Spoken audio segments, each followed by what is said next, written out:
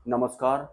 हमें परब्रह्म परमात्मा महसूस नहीं होते हैं या फिर उनकी अनुभूति नहीं होती है, तो कारण होता है मैं और मेरा, या फिर हमारा अहंकार, या फिर हमारी इस संसार में गहरी आसक्ति, या फिर इस शरीर में गहरी आसक्ति, या फिर हमारे बारे में हमारी ये मान्यता, या फिर माया वाला हमारा गहरा विश्वास कि इस दुनिया में जो भी करता हूँ वो मैं करता हूँ, परमात्मा नहीं करता है।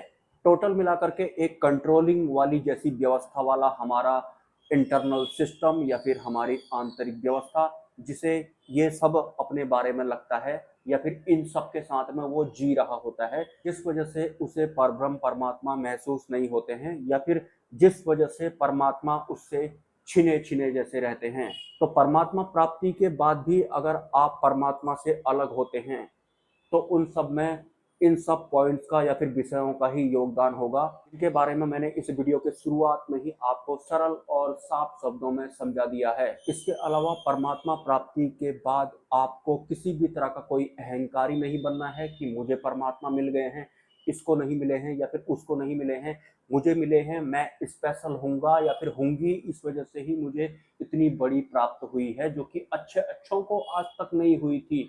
इस तरह से भी आपका अहंकार पोषित अगर होता है प्राप्ति के बाद, या फिर उससे पहले अगर आप ऐसे हैं, तो अभी से आपको सचेत हो जाना है, क्योंकि इस तरह का विचार भी आपको परमात्मा से अलग कर देगा या फिर दूर कर देगा। इसके अलावा आपने अगर परब्रह्म परमात्मा के किसी भी भक्त को अगर छोटा समझा, या फिर उसकी आपने बुराई की, या फिर उसमें कोई खोट निकाले आपने, कोई भेद निकाले, कोई दोष निकाले आपने अगर, तो इस केस में भी आपसे परमात्मा ऑटोमेटिक दूर हो जाते हैं। ये मैं आपको परब्रह्म परमात्मा की पर्सनल इंफॉर्मेशन बता रहा हूँ, जो कि बहुत ही कॉन्फिडेंशियल है। अगर ये सब आपके पास होगा, ये चलकर आया, भले ही आपके अंदर से आया, फिर आपने आज तक इस तरह का सीखा हुआ है, आप ऐसे बने हुए हैं, इन सब के साथ अगर आपको परमात्मा प्राप्ति होती है तो ज्यादा दिन वो आपके साथ नहीं टिकने वाले हैं। ये मैं आपको क्लियर साफ साफ शब्दों में बता दे रहा हूँ। और जिस प्राप्ति के बारे में मैंने लास्ट वीडियो में चर्चा की थी, वो एक ऐसी प्राप्ति है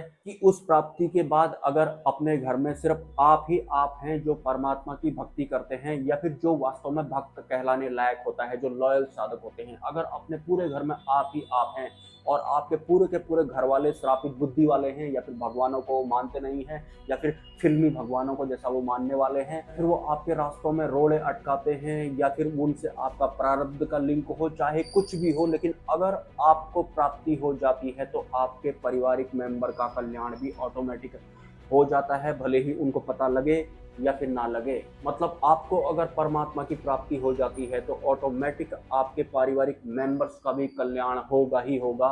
ये भी उस प्राप्ति के साथ में एक एडिशनल एडवांटेज है। लेकिन मेन जो फोकस आपका होना चाहिए कि मुझे उसे बचाकर कैसे रखना है, क्योंकि आपको उस मायापार तत्व से दूर रखने की पूरी व्यवस्था आपके शरीर के अंदर है, और बाहर तो है ही। आपके अंदर आपका मैं और मेरा, आपकी बहुत सारी इंद्रियां जो कि माया के अंडर में है, जो पूरी कोशिश करेगी कि मायापार जो तत्व इसके पास है, इससे इसको दूर करना है। उसके बाद आपके बाहर अंदर से अगर नहीं हुआ तो माया आपके आसपास या फिर बाहर वालों को प्रभावित कर करके आपके कान भर देगी, या फिर आपका अंतकरण भर देगी माया पार परमात्मा के उस तत्व के खिलाफ, जिसकी प्राप्ति इस दुनिया में गिने चुने लोगों को होती है। लेकिन गिने चुने लोगों को होती है का मतलब ये नहीं है कि आप अहंकारी बन जाएंगे, क्योंकि अहंकारी लोगों को वो प्राप्ति होती नहीं है, और अगर होगी भी तो ज्यादा देर टिकती नहीं है। तो जो भी लोग परमात्मा द्वारा ट्रैक कर लिए गए हैं, आत्मा प्राप्ति के बाद जो लोग सांसारिक होते हैं, जो बेहोश होते हैं, जो एक पशु तुल्य जैसा जीवन जी रहे होते हैं, आपको उनको तुच्छी नजरों से नहीं देखना है, ना ही उनको छोटा समझना है, क्योंकि आपको पता है कि वो बेहोश हैं, उनको वास्तविकता पता ही नहीं है, वो तो बेहोशी में जी रहे हैं, अज्ञानता में जी रहे हैं। तो उनको आपको टुच्ची नजरों से, बुरी नजरों से, या फिर उनको छोटा वगैरह आपको नहीं समझना है। क्योंकि जिसको यही नहीं पता है कि मैं हूँ कौन और मैं बेहोश हूँ, जिसको यही नहीं पता है, आप उसे अगर छोटा समझते हैं, या फिर नीच समझते हैं, या फिर कुछ भी बुरा अगर आप उसके खिलाफ अपने अंदर से लाते हैं, फिर इस केस में भी जो वास्तविक प्राप्ति आपको होने वाली है वो आपसे दूर हो जाएगी। तो इस दुनिया में किसी को भी आपको बुरा या फिर छोटा समझना नहीं है। इसके अलावा सबसे पहले आपको अपना कल्याण करना है।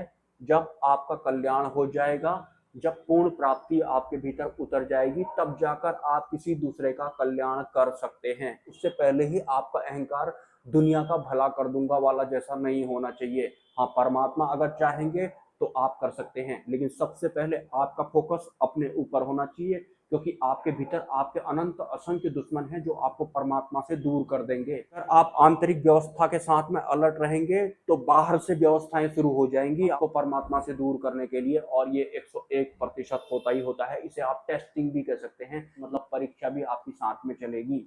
सुबह मुझे किसी एक गुरु भाई का मैसेज आया था कि लास्ट नाइट आप मेरे स्वप्न में आए थे और आप मुझे कुछ बताने की कोशिश कर रहे थे, हाथों को इधर कर करके।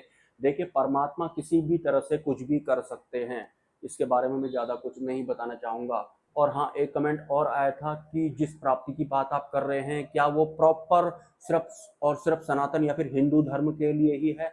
जी बिल्कुल भी नहीं। वो ग्लोबल एक प्राप्ति है, वो सबके लिए है। परमात्मा कोई हिंदू, मुस्लिम, सिख, ईसाई वाले नहीं होते हैं। जैसा कि मैंने वीडियो के शुरुआत में ही कहा था, जिस प्राप्ति की बात मैं कर रहा हूँ उस प्राप्ति के बाद कोई अन्य प्राप्ति रह नहीं जाती है, लेकिन उससे ही अगर आप चूक जाते हैं तो फिर मैंने आपको वीडियो के शुरुआत में बहुत बार बता दिया है किस किस चीज के रहते वो चीज आपसे छिन सकती है। तो नहीं अगर छिनती है तो भी वो उनकी ही लीला होती है, छिन अगर जाती है तो भी वो उनकी ही लीला होती है। टोटल मिलाकर के उसको दिलो दिमाग पर रख कर ही आपको इस दुनिया में कुछ भी करना है। आपको माया पार उस तत्व को दिलो दिमाग पर रख कर ही अपने जीवन को यापन करना है। ऐसा नहीं कि कोई दुख आया तो आप उस तत्व को भूल गए या फिर सुख आया तो आप उस तत्व को भूल गए। तो आपको शुरुआत में कुछ इस तरह से प्रैक्टिस भी करनी पड़ेगी, हालांकि आपको बहुत कुछ ऑटोमेटिक परमात्मा की ही कृपा से समझ में आने लगेगा। और हाँ, एक चीज मैं आपको और बताता हूँ, आपको अगर प्राप्ति हो जाती है, प्राप्ति होने के बाद ऐसा नहीं कि आपके दिलो दिमाग में जो जो सवाल हैं आप बस सवाल ही सवाल करने में लगे हुए हैं। ये सवाल करने वाला सिस्टम बहुत पुराना था, ये प्राचीन था। उस प्राप्ति के बाद आप एक अगले लेवल पर पहुंच जाते हैं और सवाल करके उनके जवाब मिलकर आपको वो ग्रहण नहीं हो पाएंगे। आपको समर्पण करना है, या फिर मैं ये कहूँ कि उस प्राप्ति में आपका किसी भी तरह का प्रयास शामिल नहीं होगा। आपका समर्पण उसमें हर हाल में होना चाहिए, और उनसे आगे कोई होते नहीं है। ना ही आपकी बुद्धि, ना ही आपका मन, ना ही माया, ना ही काल, ना ही कर्म, ना ही अहंकार, और ना ही कोई अन्य व्यवस्था जो कि परमात्मा से संबंधित नहीं है। और उस प्राप्ति का आधार कुछ भी हो सकता है, सोशल मीडिया भी हो सकता है, स्वप्न भी हो सकता है, ध्यान भी हो सकता है, कुछ फिजिकली भी हो सकता है, कुछ भी हो सकता है। कुछ भी का मतलब कुछ भी, और मे भी वो जो कुछ भी होगा वो बुद्धि और मन से पार वाला भी हो सकता है। आप सभी को शुभकामनाएं, मिलते हैं किसी नेक्स्ट वीडियो में। नमस्कार।